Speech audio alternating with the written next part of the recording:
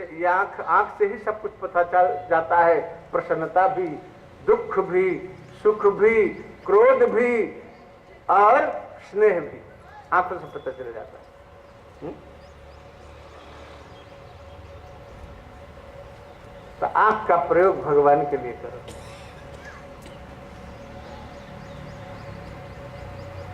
पैर जो है भगवत धाम की यात्रा के लिए प्रयोग करो, नहीं बाद में चला फिरा नहीं जाएगा, घुटने में दर्द होगा, कितना जा करके विदेश में ऑपरेशन कराओ तब भी नहीं चल सकोगे।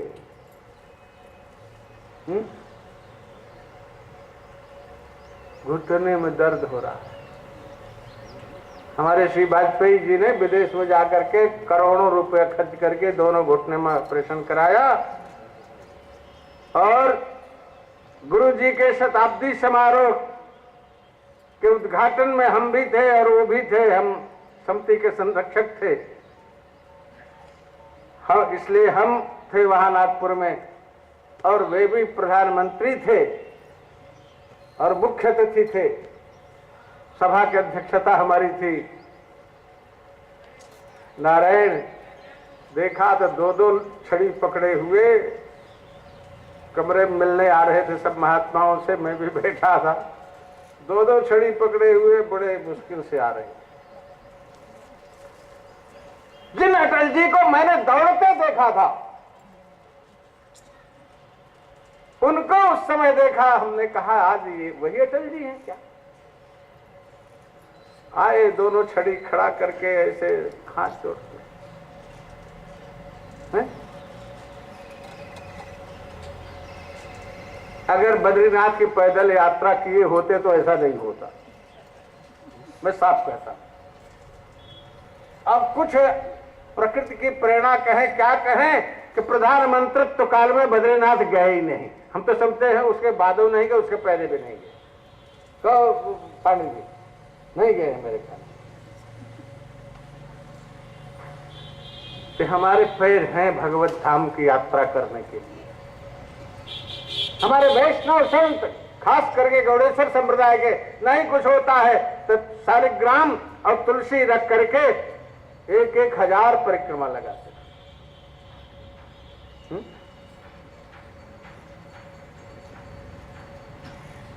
अरे सब व्यर्थ हो जाते हैं भैया, व्यर्थ हो जाते हैं। इनका सही प्रयोग करो अन्यथा व्यर्थ है। हर इंद्रिय का सही प्रयोग करो। नारायण भगवान श्री राम प्रभु वनपथ में जा रहे हैं। चित्रकूट से पहले वाल्मीकि जी महाराज का आश्रम है, वहां जाते हैं और वाल्मीकि जी से अभ्युत्थानादि के पश्चात प्रश्न करते हैं, महर्षि मैं कहां रहूं? वाल्मीकि जी मुस्कुराए, कहे अच्छा मुझसे छल कर रहे हो, अब मुझसे छिप रहे हो? अच्छा ये बताओ, ये मुझे बता दो कि तुम कहां नहीं रहते हो?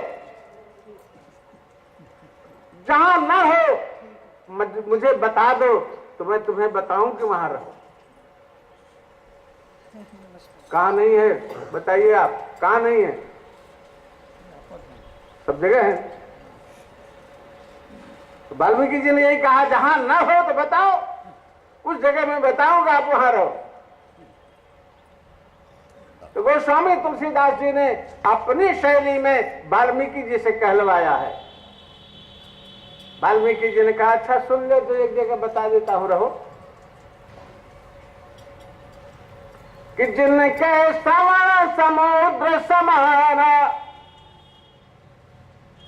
कथा तुम्हारी सुभग सरनाना, भरहि निरंतर होहिन पूरे, तिनके ही तुम कहां गृह रूरे।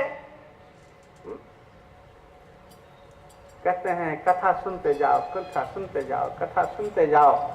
जिनके कान समुद्र के समान हैं, अब कितनी भी कथा सुनते हैं नारायण, और मन नहीं भरता है, कभी नहीं भरता है। कहते वहीं रहो ना, उन्हीं हृदय में रहो और कहां जाओगे, और तुम्हें कहां जगह है?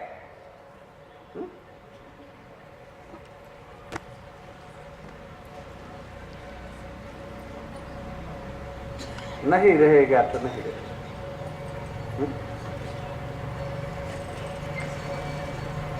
जो जिनकी आंखें भगवान का दर्शन नहीं करती उनके आगे मोरपंख की आंखें हैं, बता दिया तुलसीदास जी के शब्दों में।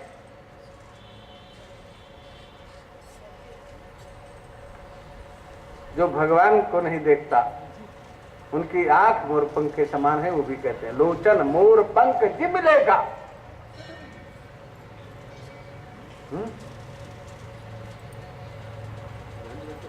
चरण राम तीर्थ चली जाही, जो चरण भगवान के धाम को जाते वही सफल है, अन्यथा वे कैसे हैं?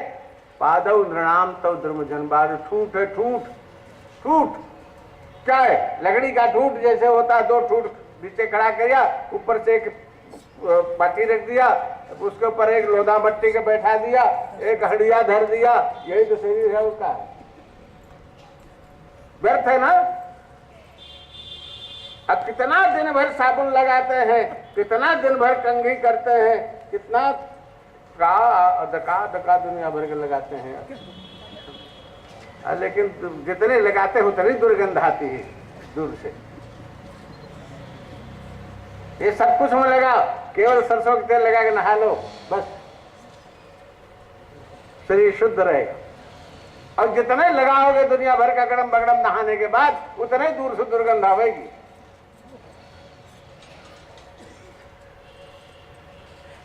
प्रणाम नहीं करते हो?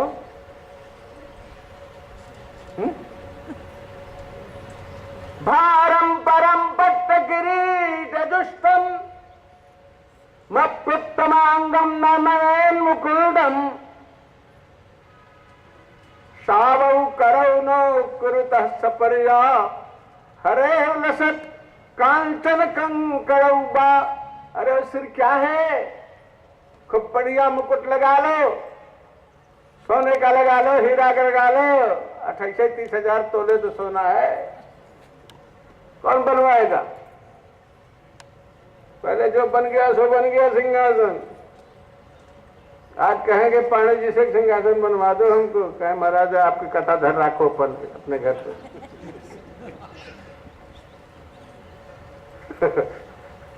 कहेंगे आप अपनी कथा धर रखो,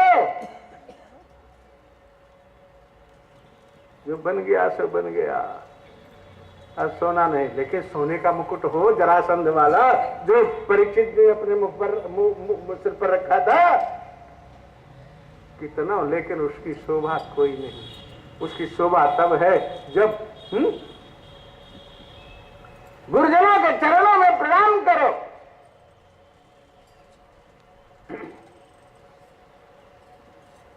जो भगवान को प्रणाम नहीं करता वो सिर तो भैया ते सिर कट तुम्हारी समतूला, अर्जे न नमय गुरु द्विज पद मूला। वे सिर कड़वी लौकी के समान है। यहाँ लौकी लंबी लंबी बड़ी सुंदर आजकल आ रही, लेकिन हमने गोली लौकी देखी है, उसमें कड़वी हो जाती है कोई कोई। जो कड़वी होती है उसका कोई सदुपयोग नहीं है। गोस्वामी जी कहते हैं कड़वी लौकी के समान सिर है, जो ब्राह्मणों के चरणों में, गुरुजनों के चरणों में, भगवान के चरणों में नहीं झुकता है। बाबा लोग ये जब कड़वी लौकी का भी प्रयोग कर लेते हैं, उसका बीज निकाल लिए, तेल निकाल लिए, सिर पर लगाए और उसका कमंडल बना लिए, बढ़िया ठंडा ठंडा पानी लेके चलते। ये बाबा लोगों के सदुपयोग करने की युक्ति है, लेकिन उसकी सब्जी नहीं बना सकते। बाबा लोग भी नहीं बना सकते, घर वाले भी नहीं बना सकते। व्यर्थ है, व्यर्थ। तैसे रे कट तुम्हारी समतूला, जो न नमय गुरु द्विज पद मूला। नारायण, इस प्रकार से अम्बरीश महाराज भगवान की समस्त परिचर्या अपने हाथों से करते हैं। नारायण, वैसे तो हमेशा अम्बरीश जी महाराज के राज्य में एकादशी का बड़ा महत्व था। उनके राज्य में एकादशी को घोड़े को घास भी नहीं दी जाती थी। छोटे बच्चों को भी दूध नहीं दिया जाता, इतना तगड़ा नियम था। वर्तमान में तो यहां तक चर्चा है कि एक व्यक्ति के यहां जमाई आया और घर में सब एकादशी व्रत थे, सब मौन होकर के जप करते थे भगवान नाम का। उससे किसी ने पूछे नहीं, बात नहीं की। एकादशी के दिन था, वो बेचारा प्यासा मर गया रात्रि में,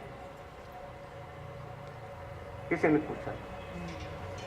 लेकिन निष्ठा के परिणाम स्वरूप बाद में वो जो जिसका पति था उसने अपनी निष्ठा से उसको जला लिया। लेकिन एक सत्र चलाया एकादशी का, एक बार एकादशी का व्रत रहे। आज तो बड़े बड़े तमाशे होते हैं एकादशी के संबंध में। नारायण, एक बार की मुझे याद है, मैं बरसाने और नंदगाम की होली करके एकादशी को चला के वृंदावन की होली करूंगा बिहारी जी का। बचपन की बात है मेरे, सन 67-68 की। नारायण, मैं चला तो उस दिन एकादशी के व्रत था। एक संत और मेरे साथ लग गए। बीच में एक गांव आया, सहार नाम का गांव है। वहां उनका एक मंदिर था। उन्होंने कहा, महाराज जी आज्ञा हो तो आज जरा मंदिर को देख लिया जाए, कल चलेंगे। हमने कहा ठीक है, कोई बात नहीं। हमारा निर्जल व्रत था उस दिन। दूसरे दिन सवेरा हुआ तो वहां से गिरिराज जी नजदीक था। उनका महाराज जी कुछ काम है, आज्ञा हो तो निपटा लें। हमने कहा तुम काम निपटा लो, हम चले जाते हैं गिरिराज जी की परिक्रमा करने, परिक्रमा करके आते हैं। हम गए परिक्रमा करने के लिए। परिक्रमा करते हुए वहाँ ग्वालियर स्टेट का मंदिर है, वहाँ महन जी हमारे परिचित थे, वहाँ हम गए। वहाँ फलाहार किया हमने। उस दूसरे दिन एकादशी थी। गिरिराज जी की परिक्रमा करके मैं रात को आया, रात भर सोया रहा। फिर सवेरे वहां से दोनों चले तो एक बड़ौता गांव है रार के पास में। उस गांव सहार से एक हमसे 2-2.5 कोस पर होगा, 1.5-2 कोस पर। वहां आए, वो भी निम्बार्क संप्रदाय का मंदिर था। वहां तीसरे दिन एकादशी थी। बताया कि महाराज आज एकादशी यहाँ है, फलाहार मिलेगा कुछ। हमने कहा हमारे लिए रोज एकादशी रहे तो कोई अंतर नहीं पड़ता है। तो तीसरे दिन एकादशी में फलाहार किया। फिर वहां से शाम को आगे वृंदावन। अस्तु, एकादशी के संबंध में बड़ी बड़ी अब व्यवस्थाएं पैदा होती हैं। हम कहते हैं एकादशी का व्रत करेंगे, लेकिन सांप्रदायिकता हमारी ऐसी है कि वो भाई एकादशी का व्रत नहीं करने देती। कोई कहते हैं आज 10वीं विद्या है, कोई कहते हैं आज 50 घटी है, आज 48 घटी है, आज 55 घटी है, आज 60 घटी है, नहीं रहनी चाहिए। तमाम विकल्प पैदा करके कभी द्वादशी में रहते हैं, कभी त्रयोदशी में व्रत करते हैं। अभी पिछली एकादशी में ही ये चला था। एकादशी जब थी उस दिन कोई एकादशी नहीं रही। दूसरे दिन द्वादशी में व्रत रखा था लोगों ने। यद्यपि यह है कि एकादशी का व्रत करने पर द्वादशी में पारण आवश्यक है। द्वादशी में ही एकादशी का पारण होना चाहिए, त्रयोदशी और चतुर्दशी में नहीं। भले एकादशी के बदले द्वादशी का व्रत करो, लेकिन पारण में द्वादशी जरूर होनी चाहिए। नारायण, तो 2-2, 3-3 दिन एकादशी चलती है। कथन 10वीं विद्या है, स्पष्ट लिखा है, विद्या प्रविद्या कर्तव्या परतो द्वादशी यदि। 10वीं विद्या होने पर भी अविद्या मानना पड़ेगा अगर पारण में द्वादशी मिलती है तो। ये एकादशी का व्रत का पारण द्वादशी में होना यही नियम है। इसको गर्ग संहिता में भी बड़े विस्तार से बताया है और भी ग्रंथों में बताया है। एकादशी का व्रत करना चाहिए। ये भगवान नहीं, महाराज अम्बरीश भी एकादशी का व्रत थे। दूसरे दिन पारण करने के लिए द्वादशी की प्रतीक्षा कर रहे थे। सब ऋषियों मुनियों सबका स्वागत कर रहे थे। उसी में दुर्वासा जी महाराज आ गए।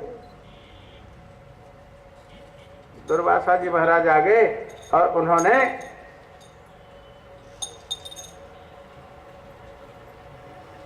कब आए? जब एकादशी द्वादशी समाप्त होने को हो रही। कहा राजन हम अभी स्नान करके आते हैं, संध्या करके मध्याह्न का, तो प्रसाद पाएंगे। चले गए भैया। बड़मनई से सब डरते हैं या बिगड़ायल से सब डरते हैं? दुर्वासा जी प्रसिद्ध है क्रोध के लिए। अब वहां जानबूझ करके कुछ देरी कर रहे हैं और यहां द्वादशी निकलने वाली है। ऋषियों से पूछा महाराज क्या करें? द्वादशी निकलने वाली है और दुर्वासा जी अभी आ नहीं रहे, बिना ब्राह्मण को खिलाए कैसे खाएं? और व्रत टूटे कैसे? द्वादशी निकल जाएगी, कैसे पारण करें? ऋषियों ब्राह्मणों ने एक व्यवस्था बनाई। ऐसा करो, भगवान का चरणोदक और तुलसी ले लो तो पारण हो जाना भी मान लिया जाएगा और भोजन न होना भी मान लिया जाएगा। बात भी सही। ले लिया। अब दुर्वासा जी वहां से आए, उन्होंने देखा सुना कि इन्होंने तो चरणोदक ले लिया भगवान का। अब बड़े क्रोध में आए, तुम निमंत्रण दे करके ब्राह्मण को और पहले खा लिए। तुरंत अपनी जटा पटकी और कृत्या वहां प्रकट किया, मारे इसको अभिमानी राजा। नारायण भगवान का चक्र सुदर्शन अम्बरीश की रक्षा कर रहा था। रक्षा करता हुआ आगे बढ़ा और कृत्याजी तो समाप्त हो गई। कृत्याजी समाप्त हो गई। अब दुर्वासा तो भगे।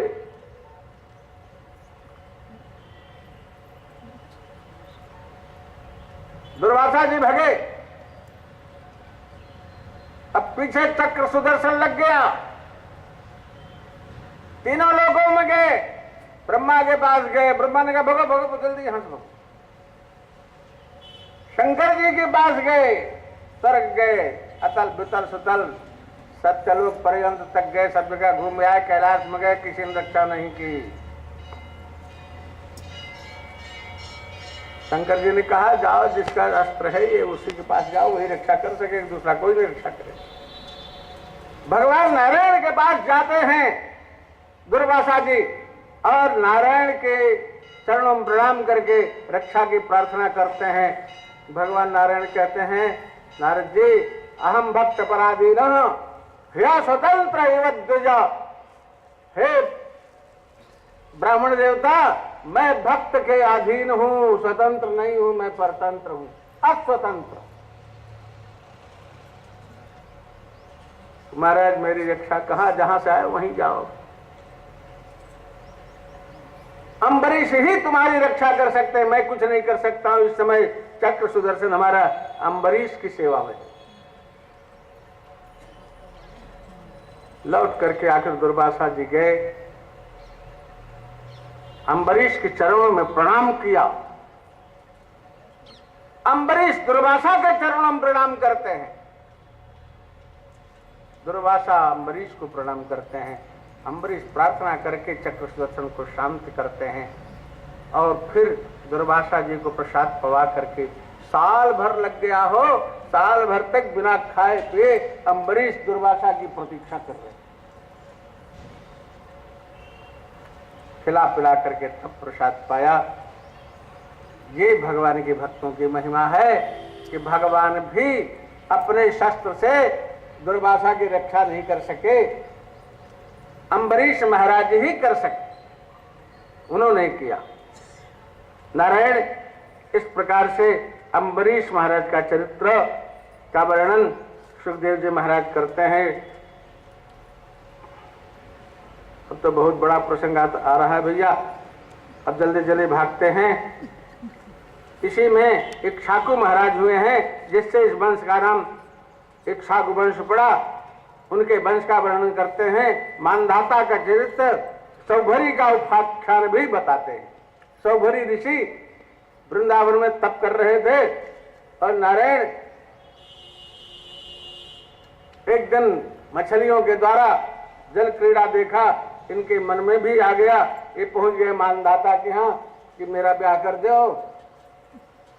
मानधाता कहे बुढ़े से खोसट से कौन ब्याह करेगा, और मना भी नहीं कर सकते, कभी शाप दे देगा बुढ़ा।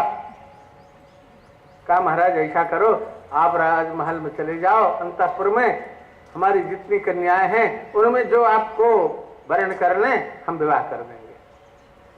सौभरी जी समझ गए और गए तो अपना इतना सुंदर रूप बना लिया कि सब की सब कन्याएं कहा हम वर्ण करेंगे, हम वर्ण करेंगे।